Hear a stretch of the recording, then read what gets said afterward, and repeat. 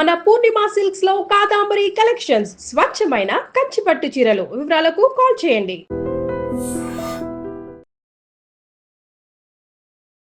Welcome to iDream. ఈరోజు మనతో పాటు surgical gastro enterologist doctor Prasad నీలం గారు ఉన్నారు. మాట్లాడదాం. నమస్తే అండి, వెల్కమ్ టు అవర్ షో. నమస్కారం అండి.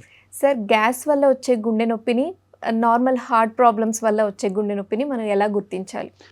చాలాసార్లు అంటే ఒక 50% కేసెస్లో సార్ నా ఇక్కడ ఛాతి నొప్పి ఉంది, వెంటనే వెళ్ళి నేను ఈసీజీ చేయించుకున్నాను, కానీ ఈసీజీ నార్మలే ఉంది, ఇంకా ఏమన్నా చేయాలా సార్, నాకు భయం వేస్తూ ఉంది ప్రతిసారి నొప్పి వచ్చినప్పుడు అంటే అన్ని ఛాతి నొప్పులు గ్యాస్ కాదు, అన్ని ఛాతి నొప్పులు గుండెపోటు కాదు. సో అదైతే ఇది చాలామంది హార్ట్ ప్రాబ్లమ్స్ అంటే హార్ట్ వల్ల వచ్చే గుండెపోటు 20% మందికి అది ఓన్లీ గ్యాస్ లాగే అనిపిస్తుంది. అంటే అది గ్యాస్ నొప్పి అనుకునే పాపం వాళ్ళు టాబ్లెట్స్ వేసుకుంటూ ఉంటారు. ఎప్పుడైతే అది చాలా తీవ్రమైన పరిస్థితిలో వాళ్ళు ల్యాండ్ అవుతారో అప్పుడే దాన్ని గుండెపోటుగా గుర్తిస్తారు. అయితే దీని ఇనీషియల్ స్టేజెస్లో ఎలా గుర్తించాలి? గ్యాస్ వల్ల వచ్చే నొప్పులు యూజువల్గా ఎలా ఉంటాయంటే ఛాతి దగ్గర కానీ పొట్ట దగ్గర కానీ నొప్పి ఉంటుంది. గుండెపోటు వల్ల వచ్చే ఛాతి నొప్పి ఎట్లా ఉంటుంది అంటే చెమటలు పట్టడం కానీ, ఈ ఎడమ చెయ్యి లాగడం కానీ, గుండె దడదడగా ఎక్కువగా ఎక్సెస్గా కొట్టుకోవడం కానీ, గుండె దడగా ఉందంటారు కదా. సో ఇలాంటి సిమ్టమ్స్ వస్తే ఖచ్చితంగా ఫస్ట్ మీరు హార్ట్ డాక్టర్ దగ్గరికి వెళ్ళాలి. ఎందుకంటే గ్యాస్ నొప్పి ఈరోజు కాకపోయినా రేపైనా ట్రీట్మెంట్ తీసుకోవచ్చు. 1 డే డిలే అయితే ఏం లేదు. గుండెపోటుకి ఈవెన్ 1 అవర్ డిలే కూడా ఉండకూడదు. సో ఖచ్చితంగా మీకు ఇటువంటి సిమ్టమ్స్తో పాటు గ్యాస్ నొప్పి వచ్చింది అంటే డెఫినెట్గా మీరు మీ దగ్గరున్న కార్డియాలజిస్ట్ని కన్సల్ట్ చేయాలి. ఎడమ చెయ్యి లాగడము, ఎక్సెసివ్గా స్వెట్ పట్టడము, నుంచుంటే కళ్ళు తిరిగినట్టు అనిపించడము, గుండె దడదడగా ఉండడము, ఇవన్నీ గుండె నొప్పి యొక్క ఫీచర్స్ అన్నమాట. సో జీర్ణాశయ సమస్యల వల్ల వచ్చే హార్ట్ పెయిన్ అదే విధంగా ఉంటుంది? జీర్ణాశయ వల్ల వచ్చే heart pain most of the times అది రిఫ్లెక్స్ అండి. అంటే రిఫ్లెక్స్ అంటాం అంటే ఏంటంటే అన్నము వెనక్కి రావడం, తిన్నది వెనక్కి రావడం ఇట్లా. సో మనం యూజువల్గా ఏంటంటే అందుకని నేను అందరికీ చెప్తా ఉంటాను, ఫుడ్ తినగానే స్టమక్ ఇంత ఉబ్బుతుంది, దాని మీద మళ్ళీ మనం వాటర్ వెంటనే తాగాము, ఇక్కడ ఉండాల్సింది ఇంత అయింది. సో యూజువల్గా ఏంటంటే ఇక్కడ స్పింక్టర్ అనేది ఇట్లా ఉంటుంది అనమాట. అది ఫుడ్ తిన్న వెంటనే క్లోజ్ అయిపోయి ఉంటుంది. కానీ ఏం చేస్తాం మనం, ఫుడ్ తిని మళ్ళీ వెంటనే వాటర్ తాగి ఎక్సెస్ తాగితే అది వెనక్కి ఇట్లా నెట్టేస్తుంది అనమాట, ఇది ఓపెన్ అయిపోతుంది. అప్పుడు వెనక్కి ఇట్లా రిఫ్లెక్స్ లాగా వస్తుంది. సో అందుకని ఏంటంటే తిన్న వెంటనే మంచినీళ్ళు తీసుకోకూడదు. అట్లీస్ట్ మనం ఒక 1/2 అవర్ గ్యాప్ ఇస్తే, ఎస్పెషల్లీ ఈ సమస్య ఉన్నోళ్ళు, గ్యాస్ట్రిక్ సమస్యలు ఉన్నోళ్ళు వెంటనే తీసుకుంటే ఏమైందంటే అది వెనక్కి ఇట్లా రిఫ్లెక్స్ రూపంలో వస్తుంది.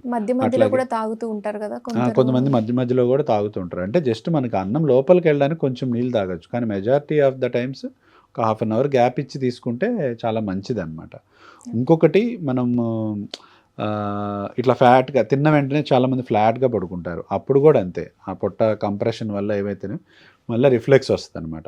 సో రిఫ్లెక్స్ వచ్చినప్పుడు ఇక్కడ ఛాతి దగ్గర కొంచెం మంటలాగా ఇవన్నీ వెంటనే గ్యాస్ ట్యాబ్లెట్ వేసుకున్నా లేకపోతే సిరప్ తాగినా వెంటనే రిలీఫ్ ఇస్తుంది. రిలీఫ్ ఇచ్చింది అంటే అది హార్ట్కి సంబంధించింది కాదు అన్నట్టు అర్థం, ఇది జీర్ణాశయానికి సంబంధించింది అన్నట్టు అర్థం. సో వాళ్ళు కొన్ని మాడిఫికేషన్స్ చేసుకోవాలి. తిన్న వెంటనే ఎక్కువ వాటర్ తాగకుండా లెఫ్ట్ సైడ్ తిరిగి, అంటే ఒక పక్క తిరిగి పడుకోవడం, లెఫ్ట్ సైడ్ తిరిగి పడుకోవడం, ఫ్లాట్గా పడుకోకుండా అట్లీస్ట్ ఒక 2 దిండులు ఎత్తి పెట్టుకోవడం, ఇట్లాంటివి చేస్తే అంటే తిన్న వెంటనే పడుకోకుండా అట్లీస్ట్ ఒక 2-3 అవర్స్ గ్యాప్ ఇవ్వడం, 8 లోపలే తినేయడం. సో ఇట్లాంటి మాడిఫికేషన్స్ చేసుకుంటే ఈ సమస్యలు చాలా వరకు తగ్గుతాయి. సరే, అసలు ప్రస్తుత కాలంలో ఈ జీర్ణాశయ సమస్యలు ఎందుకు ఎక్కువగా వస్తున్నాయి? ప్రస్తుత కాలంలో జీర్ణాశయ సమస్యలు అంటే ఫస్ట్ థింగ్ ఏంటంటే food adulteration and excess availability of food. So మనం ఇంతకుముందు ఏదన్నా మనం ఫుడ్ తెచ్చుకోవాలంటే ఒక 5-6 కిలోమీటర్లు ట్రావెల్ చేసి తెచ్చుకోవాలి. ఇప్పుడు ఈ మొత్తం కమర్షియల్ యాప్స్ అన్నీ వచ్చాయి. ఫుడ్ మనం ఆర్డర్ పెట్టిన 10 నిమిషాలకి, పావు గంటకి మన ముందు ఉంటుంది. సో దానివల్ల కన్జప్షన్ అనేది చాలా పెరిగింది, జనాల్లో ఫుడ్ కన్జప్షన్ పెరిగింది. It is leading to obesity, it is leading to different అంటే ఇప్పుడు మనం చూస్తున్నాం, నేను లేటెస్ట్గానే న్యూస్లో చూసా, ఫుడ్ అడల్టరేషన్ అంటే ఈ హోటల్లో ఈ 2 days ఉన్న మీట్ని పట్టుకున్నాం, ఈ హోటల్లో 2 days 20 days స్టాక్ ఉన్న పన్నీర్ని పట్టుకున్నాం. సో ఇట్లా అంటే it's only not non veg, veg అని కాదు. ఏ ఫుడ్ అయినా మనం ఫ్రెష్గా తినట్లేదు. ఇంతకుముందు ఏంటంటే డైరెక్ట్ పొలం నుంచి కోసుకొని తినేవాళ్ళు. ఇప్పుడు అట్లా లేదు. పొలం నుంచి మన దగ్గరికి రావడానికి ఒక 10 చేతులు మారుతుందనమాట. సో ఈలోపు ఫుడ్ అనేది చాలా అడల్ట్రేషన్ జరుగుతుంది. సో అట్లాంటి ఫుడ్ కన్జ్యూమ్ చేయడం వల్ల డెఫినెట్లీ ప్రస్తుత కాలంలో గ్యాస్ట్రిక్ సమస్యలు అనేది ఒక 50% అందరికీ ఉంటుంది. అంటే మీరు తీసుకునే ఎవ్రీ ఆల్టర్నేట్ పర్సన్కి మీరు ఒక గ్రూప్లో మీరు మాట్లాడితే అందులో ఒక ఇద్దరికైతే గ్యాస్ట్రిక్ సమస్యలు ఉంటాయి అన్నమాట. సో దానికి కారణం main adulteration of the food, excess అంటే ఈ ప్రాసెస్డ్ ఫుడ్స్ ఎక్కువగా తినడం వల్ల ఒబిసిటీ. సో ఇవి మెయిన్ కారణాలు. ఓకే, ఈ ఫాస్ట్ ఫుడ్ స్ట్రెస్ వల్ల గట్ హెల్త్ మీద ఎలాంటి ప్రభావం చూపిస్తుంది? అగైన్ మీకు ఇంతకుముందు మనం IBS టాపిక్ మాట్లాడుకున్నాం. దానికి మెయిన్ రీజన్ స్ట్రెస్. అగైన్ మన గట్ హెల్త్ డిస్టర్బ్ అయితేనే యూజువల్గా ఆ టైప్ ఆఫ్ సిమ్టమ్స్ అనేవి వస్తాయి. సో డెఫినెట్లీ ఇప్పుడున్న యంగ్ జనరేషన్స్ స్ట్రెస్ ఫ్యాక్టర్ అనేది చాలా ఇంపాక్ట్ చేస్తుంది గట్ హెల్త్ మీద. గ్యాస్ట్రైటిస్ అంటే గ్యాస్ట్రైటిస్ సమస్యల మీద కానీ అన్నిటి మీద ఈ స్ట్రెస్ అంటే జస్ట్ లైక్ ఇప్పుడు మనం ఒక ఎగ్జామ్కి వెళ్తున్నాం అనుకోండి, ఏమవుతుంది, మోషన్ వచ్చినట్టు కడుపులో తిప్పుతున్నట్టు అవుతుంది కదా. So it's nothing but stress అనమాట.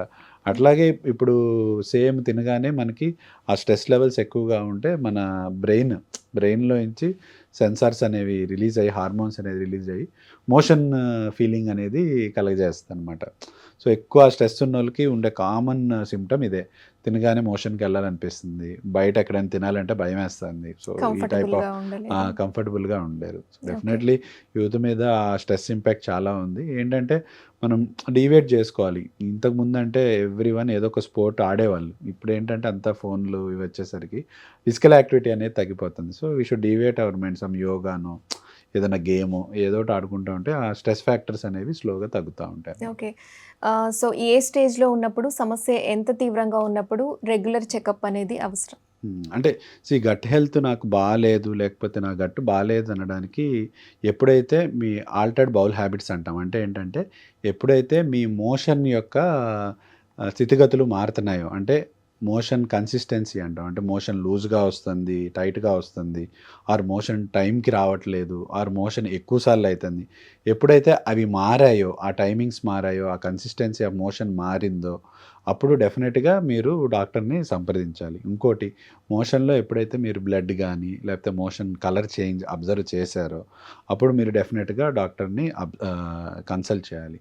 రెండోది, ఎప్పుడైతే తినగానే నొప్పి వస్తుందో, మీకు కొంచెం తిన్నా సరే నాకు ఫుల్ అనిపిస్తుంది, నొప్పి వస్తుందంటే డెఫినెట్లీ మీరు స్పెషలిస్ట్ కన్సల్టేషన్ చేయాలి. సో ఇవన్నీ కొంచెం డేంజరస్ సైన్స్, అంటే సంథింగ్ ఏదో ఉంది అనడానికి. బట్ ఇవన్నీ చేసి నార్మల్ అంటే అగైన్ నేను చెప్పాను మీకు IBS స్ట్రెస్ ఓన్లీ, దాని ట్రీట్మెంట్ ఇక్కడే ఉంది, ఇక్కడ లేదు. సో జీర్ణాశయ సమస్యల గురించి, గాల్ బ్లాడర్స్ గురించి అండ్ ఎసిడిటీ గురించి, లివర్ గురించి, అన్నిటి గురించి మా డౌట్స్ అయితే క్లియర్ చేశారు. థ్యాంక్ యూ సో మచ్ అండి. థ్యాంక్ యూ అండి.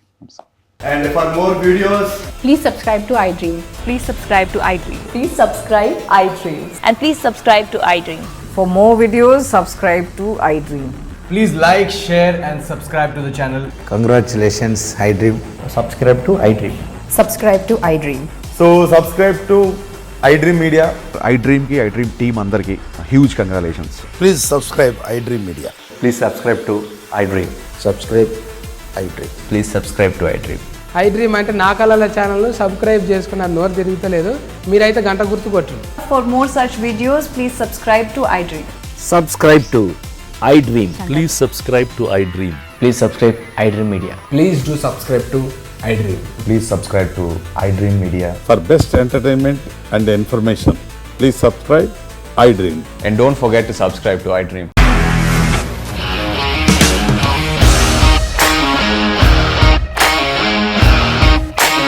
ఇండస్ట్రీలో కమిట్మెంట్ ఇష్యూస్ వస్తే నీకు కూడా వచ్చినట్టు? మార్నింగ్ తీసుకెళ్ళాలంటే కొట్టి పడేస్తారు.